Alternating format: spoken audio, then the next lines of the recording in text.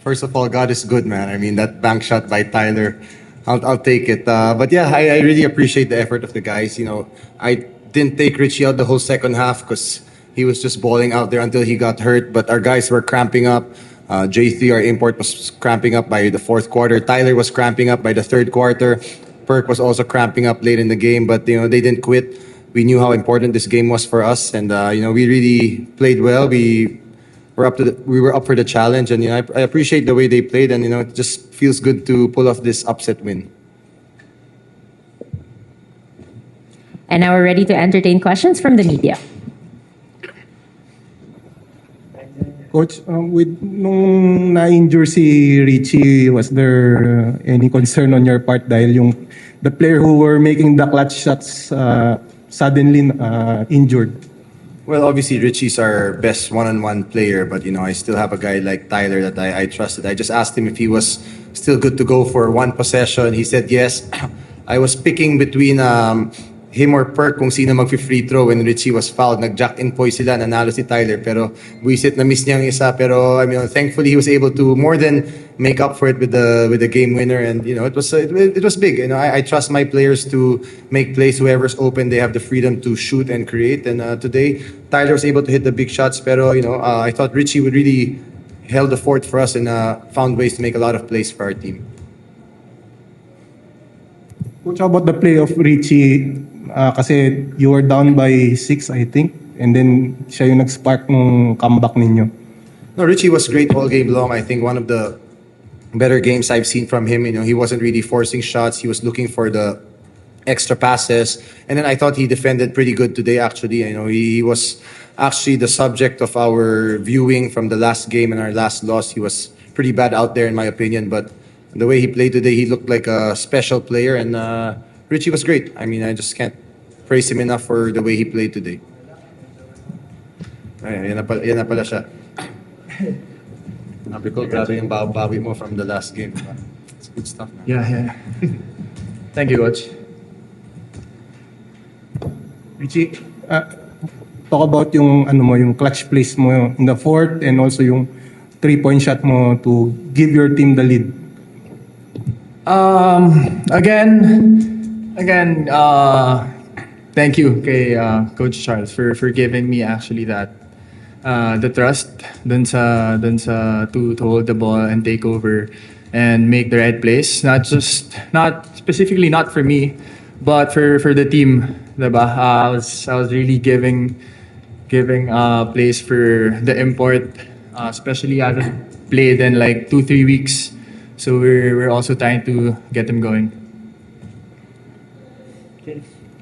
Talk about ano bang injury mo and Pakita niya sa inyo. Hindi ko alam kung kita. Ito ba? Actually, from this side kasi hanggang dito sa kabila na punat eh. So, yung ring and the middle finger medyo nagkiwalay. Pero okay lang. Parang wala namang bale, hopefully. And syempre, kailangan healthy para dun sa next na game kasi medyo must win pa rin kami. ano yan, nag-dislocate?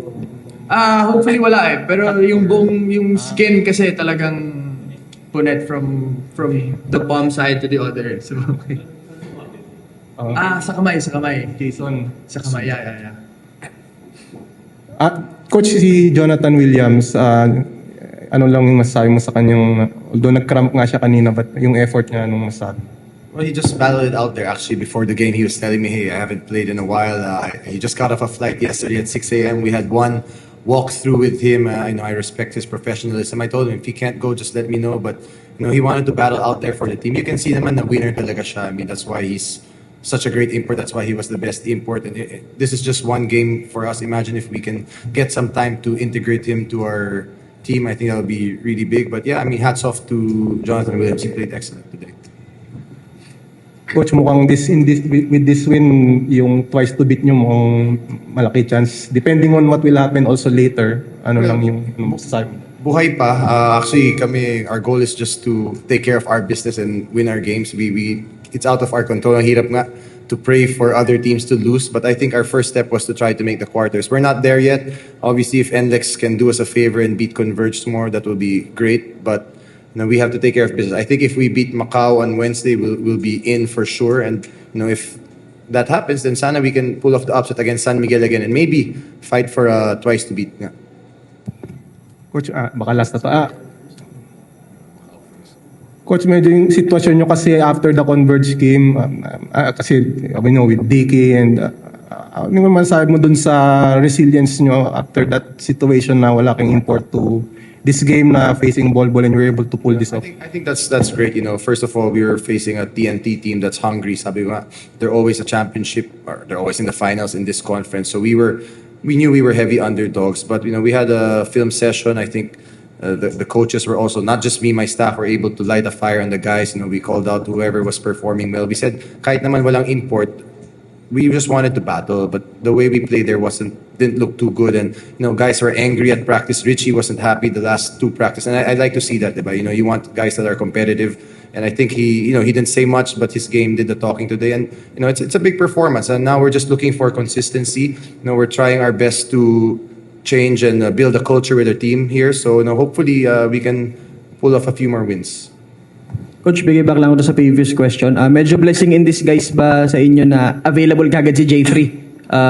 Especially for tonight's game. Actually, we thought about him. We were already in talks maybe a few weeks back, or at least I can't remember the timeline. But we were also winning with JD, with James Dickey, and we decided, sige, let's stay with him. But obviously, after he got hurt, we didn't want to risk na another game na walang import. So we just decided to make the call to go with Jonathan Williams. I actually consulted the players kasi wala naman ako noon, and our staff na, how is he as a player, if he'll be a good fit. And they said, no, for sure, 100%, we gotta go for him. And he showed me why today. Thank you, guys. Thank you. Thank you, guys. Thank you. Congrats, Charles.